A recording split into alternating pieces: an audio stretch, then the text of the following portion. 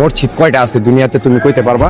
না। হ্যাঁ, তাহলে তুমি যে বললা আমার মসজিদে যেতে, সারা দুনিয়ার ভিতরে মসজিদ আছে দুইটা, মসজিদ আল-আকসা, মসজিদে নববী, যেটা আমার আল্লাহ 30 পারা কোরআনে 6666 আয়াতের ভিতরে বলছে, 114 খানা সূরার ভিতরে।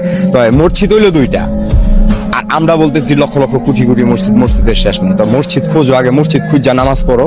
মানুষ দেখা এমন ইমাম, যে ইমামের পিছনে নামাজ পড়তে হইব, যে বেতনভুক্তদারের পিছনে কোনোদিন নামাজ হবে না।